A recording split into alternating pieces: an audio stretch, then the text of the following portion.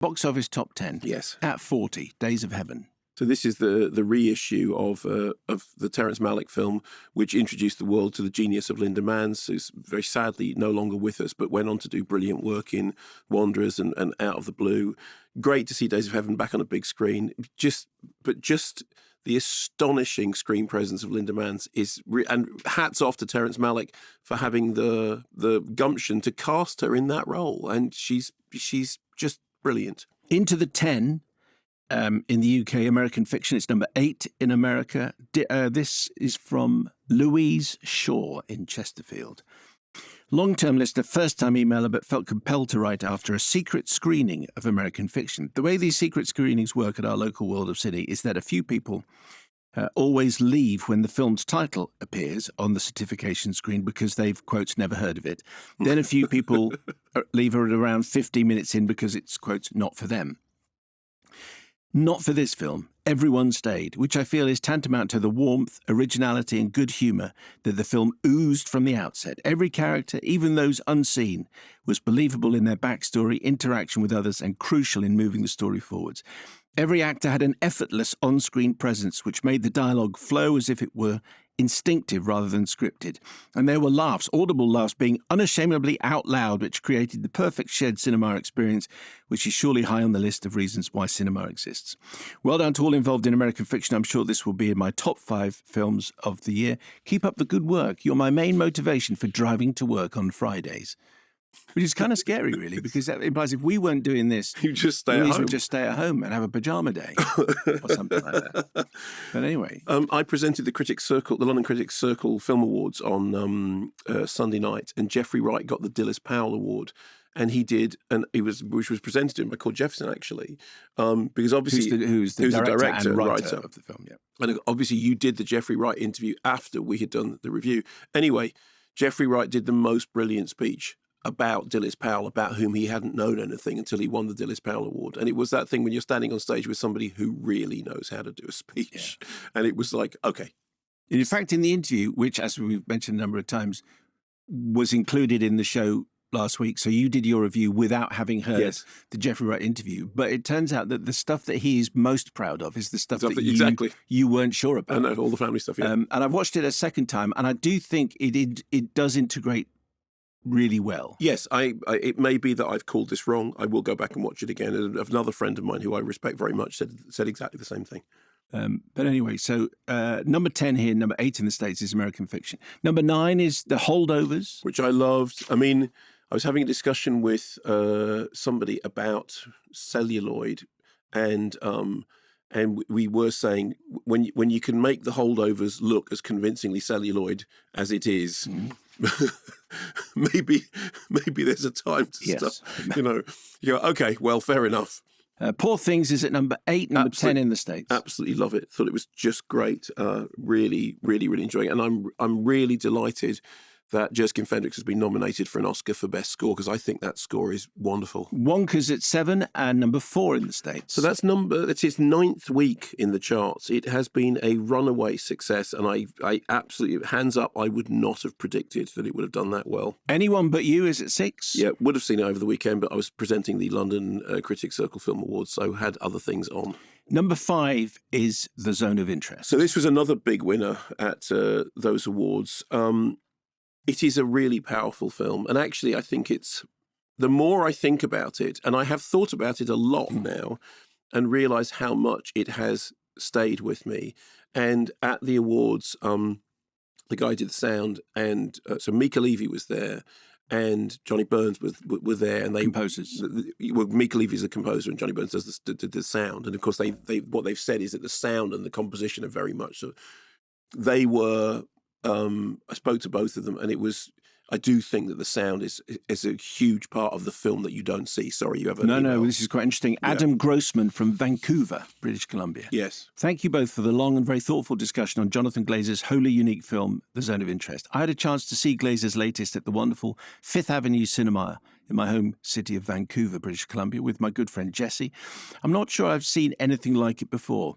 And isn't that what the best cinema does? It took hours for the knot in my stomach to ease and for me to work the constant mechanical hum of the soundscape out of my head.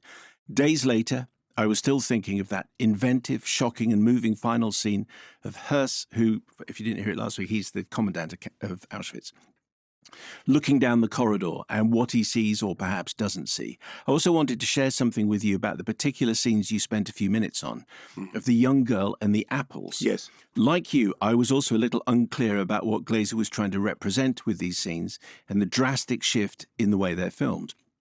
Reading an interview with Glazer in The Guardian was incredibly enlightening. In the article, Glazer talked about how difficult this film was to make, given the subject matter and viewpoint, and how close he was to walking away from it. That's why these sections of the young girl were so important to him. While the use of the thermal imaging camera makes them feel like scenes from a ghostly horror movie, they are the opposite. They are the rare moments of hope and light amid the black night. Yes. While Hers is reading bedtime fairy tales to his children, the real fairy tale is happening outside. Glazer based this on a true story, which is incredible, and I hadn't heard this story before. He met a 90-year-old woman called Alexandria who worked for the Polish resistance at just the age of 12. She told Glazer how she would cycle to Auschwitz and place apples in the earth for the starving prisoners to find while doing their hard labour the following day. This same woman, because the prisoners come and work in the garden of the house. This same woman lived in the house the zone of interest was shot in, and it was her bike and dress they used for the young actor in the movie. Glazer describes these scenes as that small act of resistance, the simple, almost holy act of leaving food. I was looking for the light somewhere, and I found it in her. Sadly, Alexandria died just a few weeks after she and Glazer spoke, an incredible story which, once I read it, made those scenes feel essential. Wow. Thanks again for having such a rich and insightful discussion on this important film. More than ever, Down with the Nazis. But that is interesting. I feel as I want to go and watch it again. No, absolutely. Knowing that that's where he found the light. Can I just say two things just in relation to the sound? So, as I said, Mika Levy, I love their work, and I think that the score they did was brilliant, even though it's used very sparingly. Johnny Byrne, the sound designer, known for, get this, The Zone of Interest, Poor Things, Nope, Under the Skin. You go, okay. Kind of knows what he's doing. Donna says, I went to see Zone of Interest earlier this evening at the impossibly well-priced World of City in Northampton, $6.99 a ticket on average. As the young attendant scanned my phone to admit me to the screen, she said breezily, enjoy the film. I thanked her, knowing full well that I wasn't expecting to enjoy the film given its content. I was prepared for a difficult couple of hours, but knew this would be an important and, given the worrying right-wing trends and trajectories emerging, pertinent watch. What I wasn't prepared for, however, was the film's incredible soundscape. The harrowing, chilling and chaotic cacophony of noise did more heavy lifting than any other piece of sound design I think I've ever experienced in a film. Wow. And while we weren't witness to the atrocities from which these nightmarish sounds were generated, their use in this way made them exponentially more powerful, all complemented by an equally alarming and breathtakingly disturbing score. An astonishing example of, I was going to say show, not tell, actually it's hear, don't tell. This film and its reminder of the sheer horror of which humans are capable will stay with me for some time, as it should.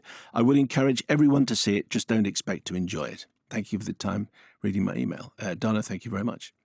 And you should definitely go and see it. Absolutely. Number 4 is All of Us Strangers. Again, big winner at the Critics' Circle Awards. And what a moving film. It was, I think, when you were talking to Andrew Haig and he said that thing about so many people have done that thing about telling him their own stories. I think that's the thing that really cuts to the heart of it. And as I said, I spent a large section of one of my most recent therapy sessions talking to my therapist about the use of Always on My Mind in that film, which is, we just started talking about it and all other problems went out the window. In which Claire Foy sings along to the Pet Shop Boys. Mean Girls is at 3. Which it has done very well, considering particularly that it was originally intended for straight to streaming.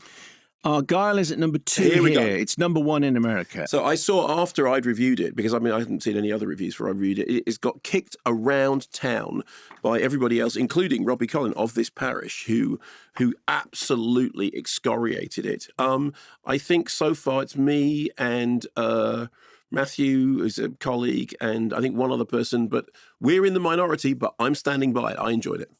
Andrew Griffiths. I decided to have the foolish idea of going to the pictures without consulting the New Testament of the Church Entertainment. I still haven't heard the review, but my assumption is that the good doctor was as perplexed as I was as to how this was greenlit. I must admit I was tempted by the stellar cast list, and the trailer made it look interesting. Well, kudos to the trailer makers because the film was utter tripe.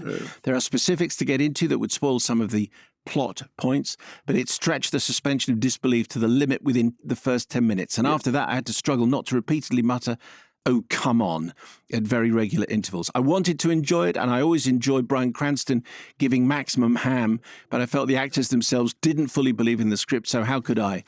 I now have to profusely apologise to my girlfriend and am now forbidden from choosing spontaneous movie nights. The one benefit is that the ticket was free. Please, someone, rein in Matthew Vaughn. Dr. Katie says, "Dear learned doctors, me and the good gentleman surgeon him indoors needed some light relief, so we took in a showing of Argylle at our local multiplex. It had a great cast who embraced the craziness with gusto, fantastic locations and extraordinary set pieces, the standout being the gas and dance sequence, that altogether should have made a great big smile of a movie. Bafflingly, it was a huge disappointment." That's a good word. It is. Too many twists and turns made a giant, messy scribble of a story that left us both a bit bored and just wanted it to finish. It was great that Matthew Vaughn's previously leering eye was absent, but ultimately this was a film that was less than the sum of its parts. Thanks for all the wonderful wittering and for the excellent production. Oh, yeah, okay, and all that kind of stuff. Thank you, Dr. Katie. So just negatives. It is just negatives. Just negatives. Well, there we go. I mean, all I can say is this, as we've said many times, it's all to do with your own personal responses. And I can't lie. I enjoyed it. I thought it was the most fun I've had in a Matthew Vaughn film since Kick-Ass. Number 1 is Migration, number 5 in the States. Sean says, "Dear Mallard and Eurasian Teal, I took my son to see Migration at our local View cinema at the weekend. The trip to the cinema is a fairly common occurrence for us these days. He's almost 4 and was born under the strictest lockdown conditions. One of our first communal post-lockdown outings with him was to our local cinema, who show an excellent selection of programmes and films for small humans on Saturday and Sunday mornings. Migration started promisingly with a Minions short that he was so invested in he forgot to eat his hot, non-code compliant corn-based sweet crunchy snack. I thought the Minions short was the best thing. The screening was sold out and full of rule breakers. There were shouts, cheers, standing on seats, demands for the toilet, and more food. A more unruly group of cinema goers you could not wish to be amongst, although there was no obvious drug dealing as far as I could tell. That's just my experience. As we entered the final third of the film, Tom hadn't made a sound. He had only made some angry hand gestures while stopping me from having some of his popcorn. Unfortunately, there came a point in the film which I will describe as heightened duck peril. Tom let all code compliance disappear as he wailed that he didn't like it and wanted to leave. Visibly shaken, we quickly left the cinema. When we were outside in the foyer, he explained he was too scared and didn't like it because of the ducks' seemingly impending fate. Yes. I reassured him that the ducks were probably okay. I mean, I really don't know. But we left and he was soon fine. Although Tom found the threat of l'orange ducks a little too scary, I think this probably highlights what a great job the filmmakers had done. Tom was completely engrossed in the film. The emotions and threat was all too real. The story was gripping, and the animation obviously pulled him into the story. I enjoyed it too, and the reaction in the screening appeared to be a universal thumbs up. At some point, we'll watch the end. I really hope the ducks are okay, says Sean. The ducks are okay. That thing about duck à l'orange, when he says, "What is duck à l'orange?" He says it's you with a l'orange on top. I was just looking at the BBFC. I mean, you're absolutely right about the peril. The BBFC stuff says, does it say very? I think their over thing is very mild peril. Yes, it says very mild threat, violence, and rude humour. But it is true that there are scenes in it in which they're not very mild. It's I thought quite scary. But I also agree that well done. Firstly, you did exactly the right thing. When your child said, "I don't like it, I want to leave," you left. Well done. Because that whole thing about no, sit there, just sit there, and no, it'll be fine. Yes, you don't know. Yeah. Secondly, it is fine, incidentally, just so you know, that's not a plot spoiler, that's just a sort of reassurance for everybody. But I absolutely understand that, yes, there are some, the scene, as I said, there's a scene in it which has got a definite reference to the Texas Chainsaw Massacre in it and is definitely very creepy. So, yeah, I agree with what you said. The Minion short at the beginning, Moon, is just wonderful.